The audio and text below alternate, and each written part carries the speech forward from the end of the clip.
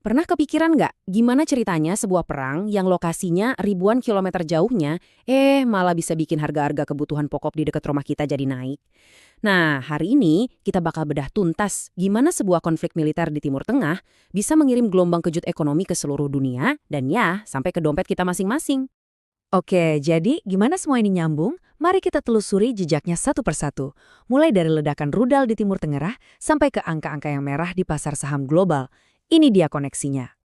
Oke, jadi semuanya ini berawal dari satu pemicu, eskalasi militer yang sangat signifikan di Timur Tengah.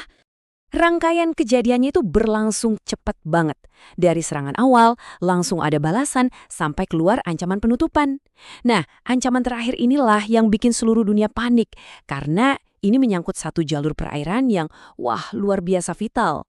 Dan jalur perairan vital itu namanya Selat Hormuz. Lokasi inilah yang jadi titik krusialnya. Kunci buat kita ngerti kenapa seluruh ekonomi global bisa ikut berguncang hebat. Coba deh perhatiin peta ini. Kelihatannya cuma sejalur air yang sempit kan? Tapi jangan salah, Selat Hormuz ini ibaratnya urat nadi utama energi global. Semua minyak dari Teluk Persia harus lewat sini untuk bisa sampai ke seluruh dunia. 20-30%. Bayangin, hampir sepertiga dari total pasokan minyak harian di seluruh dunia itu wajib lewat jalur sempit ini. Kalau sampai jalur ini macet atau ditutup, bahkan cuma untuk sehari, dampaknya bakal langsung terasa di SPBU dan pasar-pasar di seluruh penjuru bumi. Dan tabel ini nunjukin masalahnya dengan sangat jelas. Lihat deh negara-negaranya. Arab Saudi, Uni Emirat Arab, Irak, Kuwait, ini semua kan produsen energi raksasa dunia. Dan mereka semuanya bergantung penuh pada satu titik sempit ini untuk bisa mengirim minyak mereka ke pasar global. Nah, begitu urat nadi energi dunia ini terancam, pasar keuangan global langsung bereaksi. Reaksinya cepat dan brutal. Nggak butuh waktu lama, papan-papan bursa saham di seluruh dunia langsung berubah jadi lautan merah. Investor panik dan langsung melepas saham mereka. Aksi jual besar-besaran ini terjadi di mana-mana, dari Wall Street sampai ke bursa-bursa di Asia. Di tengah ketidakpastian kayak gini, investor biasanya melakukan satu hal yang disebut flight to safety atau lari ke aset aman. Mereka ngejual aset-aset yang dianggap berisiko tinggi, kayak saham atau mata uang negara berkembang, terus mereka pindahin uangnya ke tempat yang dianggap lebih stabil selama krisis. Dan datanya membuktikan hal itu. Lihat aja lonjakan di grafik ini.